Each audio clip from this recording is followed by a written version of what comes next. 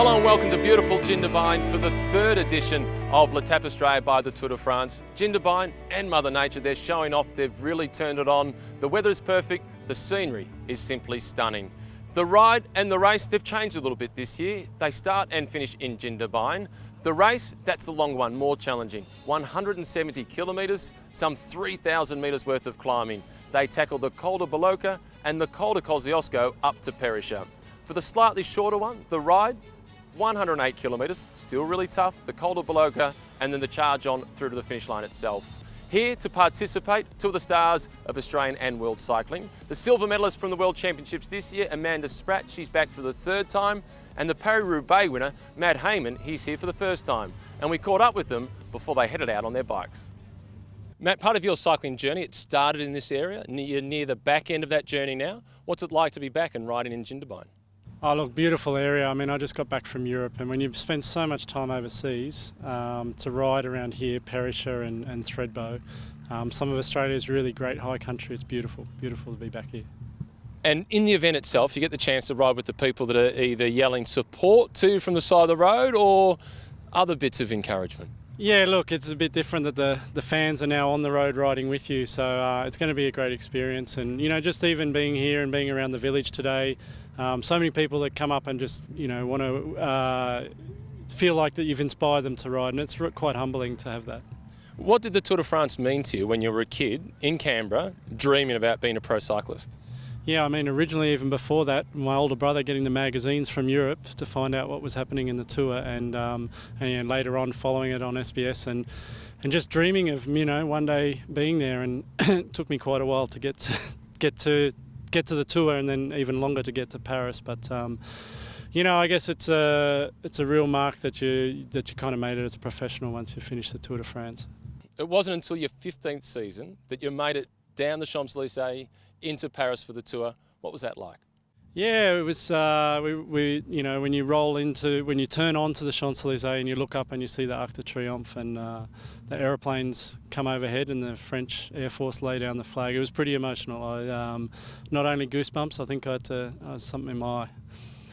Amanda Spratt is at this event as well, and she's one of the world's best climbers, but for her, it's a chance to ride with her brother, her dad, and some of her old club mates. It's a great community atmosphere.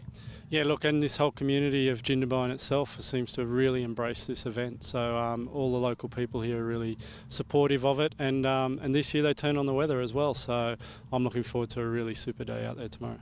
Amanda, you did the first ever edition of this event without telling the organisers that you were on your way as one of Australia's best, and you rode with your old club mates. What was that like?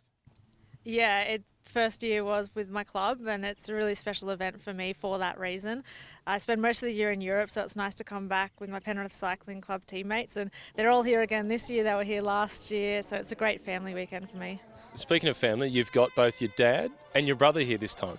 Yeah, Dad and Nick, my brother, are both racing in Wave 0 actually, so they'll be in the fully sanctioned race, and I think a bit of family rivalry there, but I'm excited to see how they go.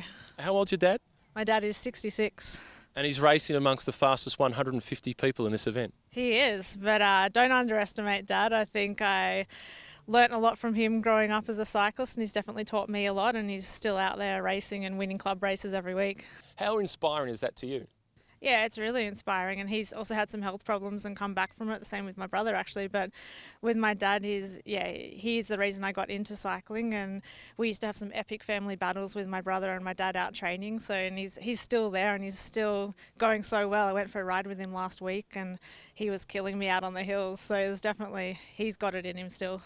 As for this region, you've spent a couple of days here already. You've been out training. How good is it for training in preparation for next season? Oh, it's fabulous. I always love coming back to this region every year. I think over the last 3 or 4 years, I've always managed to get here at least once during this time, November, December, and it's beautiful. It's so relaxing. The training here, you have the long climbs, the shorter climbs.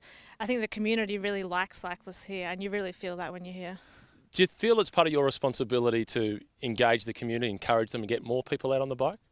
Yeah, I do feel a little responsible for that. I love to see more people out on the bike, and especially females. I'm really proud actually that the female participation in L'Etape Australia has increased this year, and it's actually more than what they even see in L'Etape de Tour in France. So I'm really proud to play a small part in that as well.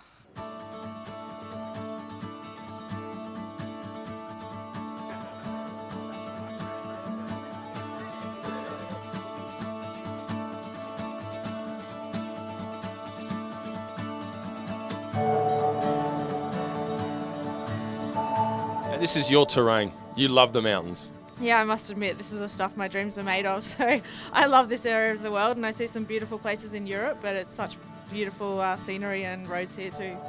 Who wins the Sprat Cup? I think I put money on Nick. He's starting in wave 0, so he's got a 10-minute start. Huge year for your daughter Amanda this year. Silver medal at the World Championships. You must be so proud. Extremely proud, mate. She's just had an unbelievable year, and we're so proud of her. What was the appeal for you to come and do this event initially? Well, I just heard good things, and it was just a good training ride and a fun race, and the atmosphere is really good. So yeah, I just wanted to come out, and then I've been back every year since.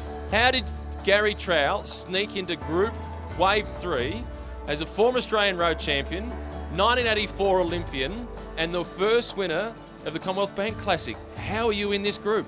Oh, I just waited late to enter. What's your advice for somebody doing it for the first time? Conserve, conserve, conserve.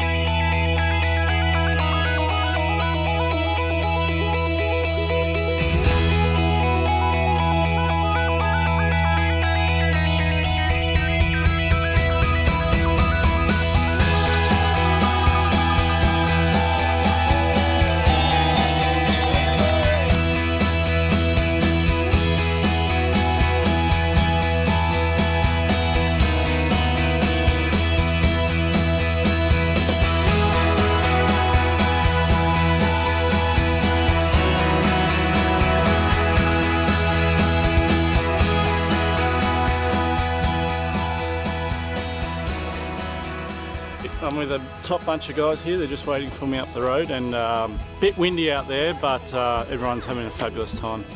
You know, Jindabyne has put on a stunner of a pearler of a day.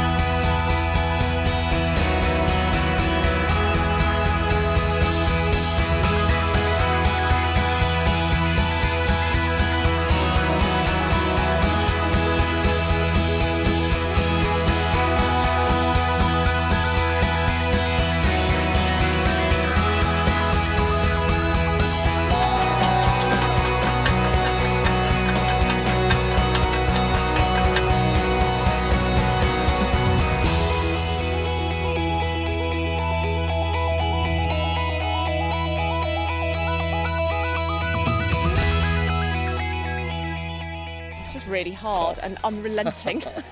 Yeah, And then- steep. And then you still know you've got another, 80 odd K to go afterwards. To the point where you can only just turn the pedals round. It's that steep. It's hard. But it's good. We're here. It's good, we've made it, we've made it. The climb was harder than I thought. Halfway, feeling really good, then it kicked again, and that was the end of it.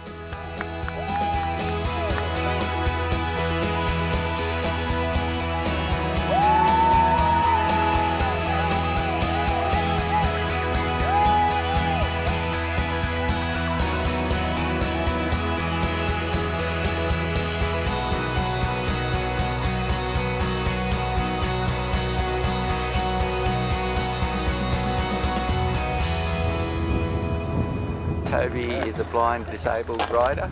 He's done 3 peaks, done barrel, done zoo to zoo. So he just likes doing this. I get such a feeling of freedom when I'm on a bike. And I don't get it anywhere in any other way. It's just like, especially when I'm on the downhills.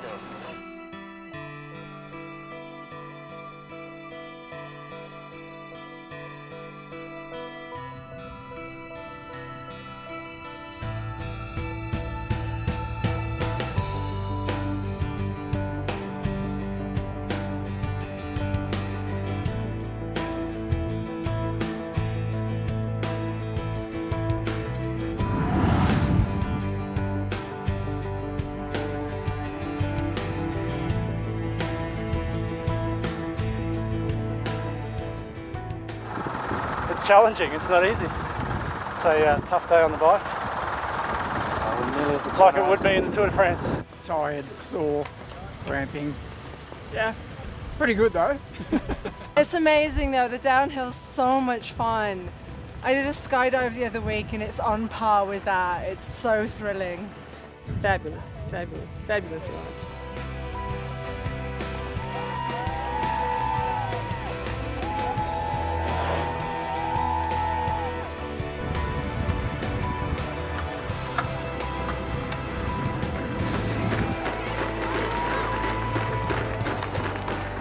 Darcy, more than 7 minutes ahead of second place. That's a convincing win. Yeah, it was nice to push on from the top of Blocker and finish it off with a decent gap. I was worried going up the climb it was going to come down, but managed to hold on. How hard was it at the top of the climb? I thought I was going backwards. With the wind up there and the lack of legs that I had left at the top of Perisher, I was happy to hold on. To collect the yellow jersey, big round of applause for Jennifer Kay.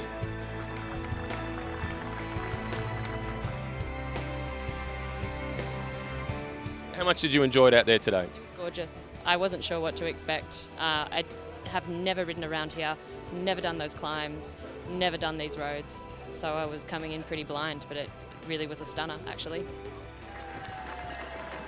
It was a great ride, 170 Ks, and there's a bit in there for everyone. There's the flats, so there's a lot of fast riding, and there's 2 big hills. And Blocker, if you don't really get yourself ready for that one, it can kick you in the teeth. So you've got to really make sure you're prepared for that. It's funny, like on rides like this, you make friends. This is my 3rd year, as I say. And I know people from the last 2 years and from this year, and you talk out on the road. And when I had my cramp, someone gave me some pickle juice. The atmosphere was fabulous. There's so many, I guess they're locals all around the course, you know, and cowbells and cheering you on, and yeah, I thought that was fabulous. It's fabulous to see so many of the community out on the side of the road, giving all their support, calling our names, and particularly going past places where we lived and some of the random driveways out in the Rocky Plains Road. It was fabulous to see the families out there supporting cycling. The fact that the families come out and they wave and they're waving their cowbells, I mean, the crowds make a really big effort, and it's awesome.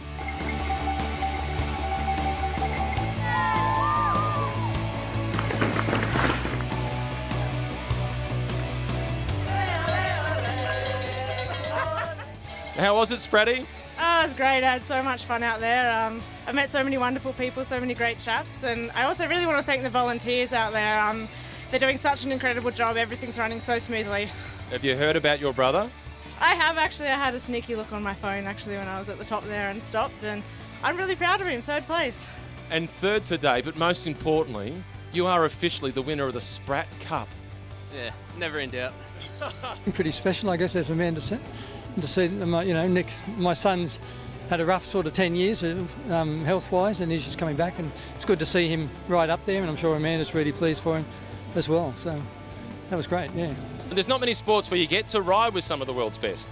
Absolutely, and this situation is unique on top of, say, going to the Tour Down Under and riding back with a bunch or whatever. You actually got the person there in the same event and having a chat with her, so it was brilliant. We'll have you back next year? Yeah, absolutely. Oh, the scenery is amazing.